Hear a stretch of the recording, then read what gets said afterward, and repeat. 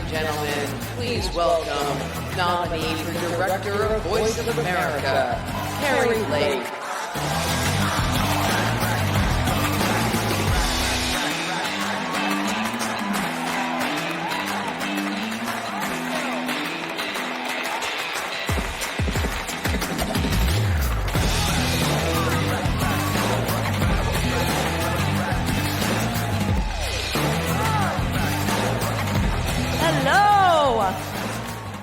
I gotta take this in. You guys look phenomenal. You look great.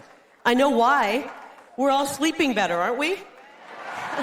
How many of you are sleeping so much better since January 20th?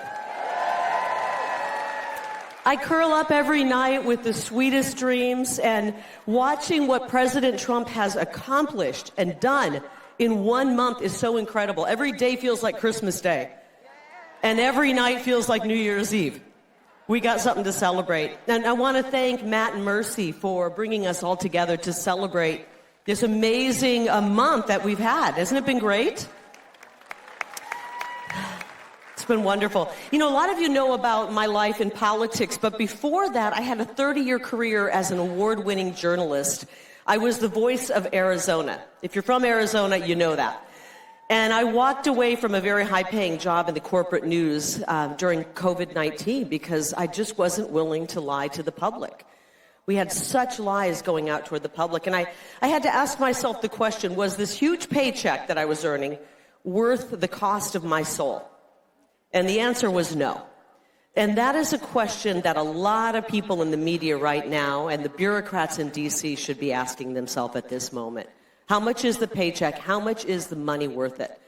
I'm very, very cynical when it comes to the government. It's just how I was raised. I grew up with Ronald Reagan as my president. Anybody else as a kid have Ronald Reagan? And remember his warning? His warning was the 9 most terrifying words in the English language are, "I'm from the government and I'm here to help." And boy, was he right. But now the tables have been turned. And the 9 most terrifying words for the government are, "We're from Doge and we're here to audit you."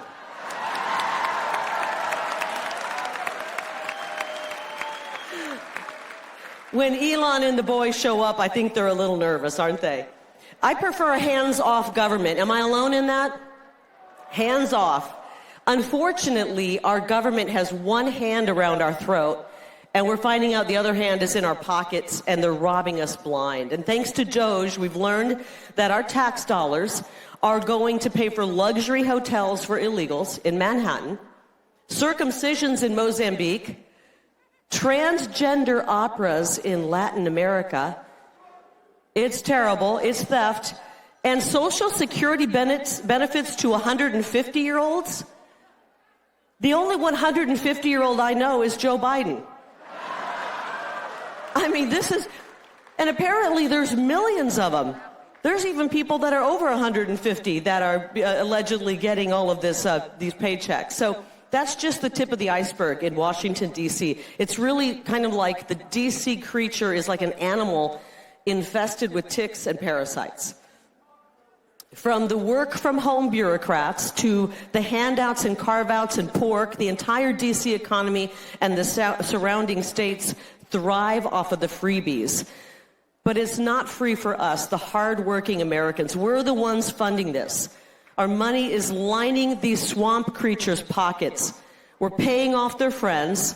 We're funding the fake news to broadcast this insane narrative across the globe. It's terrible. And knowing all of this and knowing how the odds have been stacked against us, it makes what happened on November 5th even more of a miracle, right? And we got to thank God for that. We got to thank God for that. We, the people, worked, we rose up, and we said enough is enough. We've had enough of this. And now, thanks to President Trump's radical transparency, we are learning some cold, hard facts about our government. I've never felt more betrayed by the government and, frankly, the media mouthpieces back in the fake news. This is the biggest scandal of our lifetime, the biggest fraud ever perpetrated on humanity, and any real journalist would be dying to cover this story. Unfortunately, we're still surrounded by too many fake journalists out there. Have you noticed they're grasping at their pearls, acting offended that the fraud is being uncovered? They're offended that we would question the bureaucracy that spent money trying to perform sex changes on monkeys while claiming that FEMA is too broke to help Americans. I'll tell you, the purpose of the mainstream media is no longer to inform us, it's to manipulate us. Have you been following the AP drama? Have you heard about this? It's known as the Associated Press. I kind of think of them as the anti-American propagandists. They're very, very mad about the renaming of the Gulf of Mexico.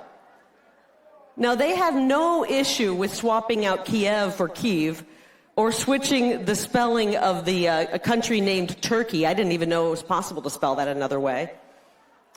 But they have just been horrified by this name change. Remember, these are the same people who didn't want to call riots riots. They wanted to call them mostly peaceful protests. But they will die on the hill of refusing to call that big, beautiful body of water between Texas and Florida the Gulf of America, which is what it is, by the way.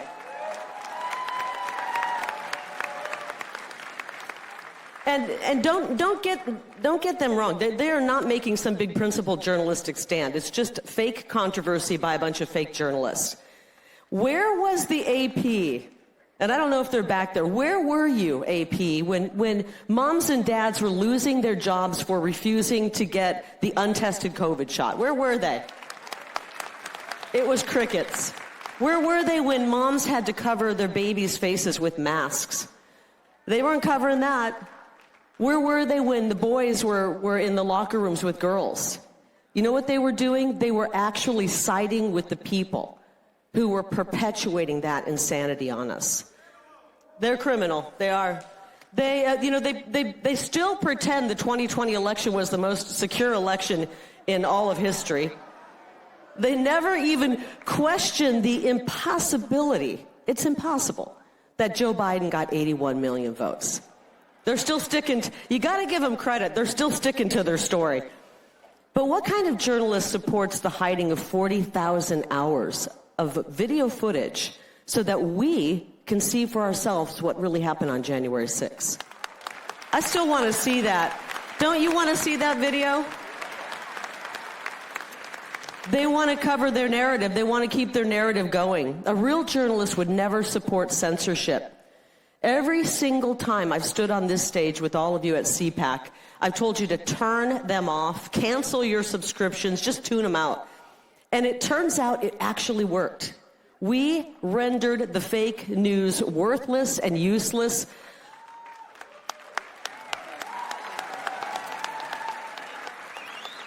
Only to find out that our government has been propping them up, keeping them alive with tens of millions of dollars of our tax money. It is absolutely sick. They propped them up. So the mainstream media is really just kind of a zombie media right now. There are a bunch of zombie media outlets who can only make payroll if our government funnels millions of dollars to them. It's obscene. Last week, these media zombies mulled around the idea of boycotting covering the White House to support the AP. Did you hear about their idea? They're going to boycott the White House to support the AP drama. That means no more CNN, AP, MSNBC in the press pool.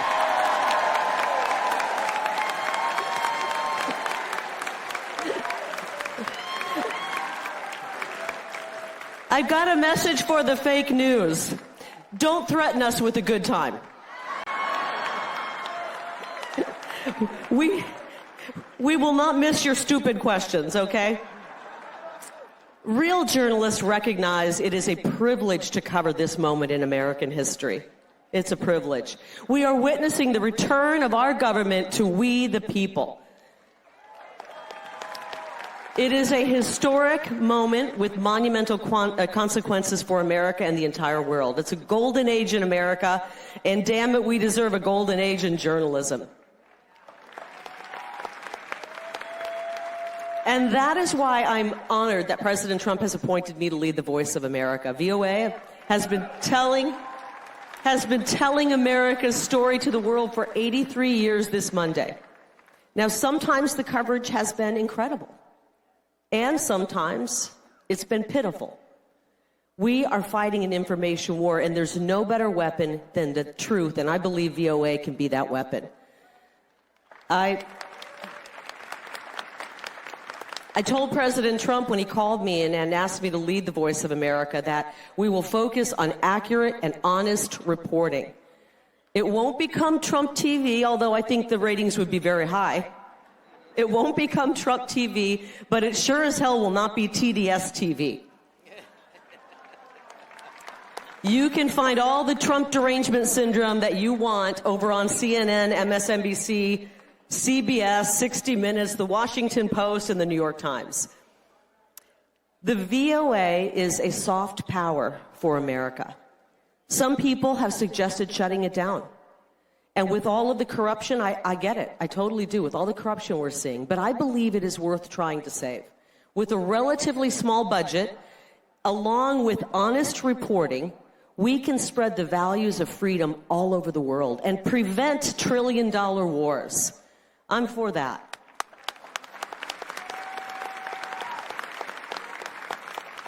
So as I transition to this next chapter in my life, can we still say the word transition, by the way, or has the woke mob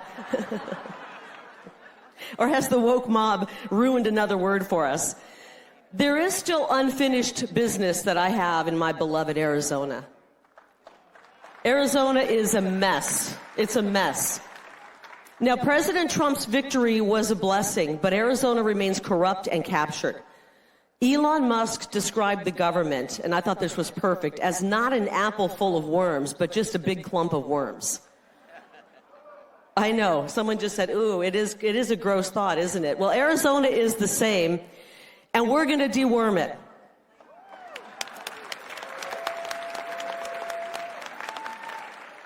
For the past 4 years, we have been in a fight mode. And now we are in a win mode. I like this mode. And I will say, people always say to me, Kari, you agree with the president on everything. Surely you have nothing you disagree with. There is one thing I vehemently disagree with President Trump on. We will never, ever get tired of winning President Trump. Never. So CPAC, are you willing to go to work to help President Trump reclaim America? We gotta work. Let's do it. This guy's ready. Let's do it. We're gonna work so we can continue to win. I love you, CPAC. Thank you for the opportunity, and God bless each and every one of you.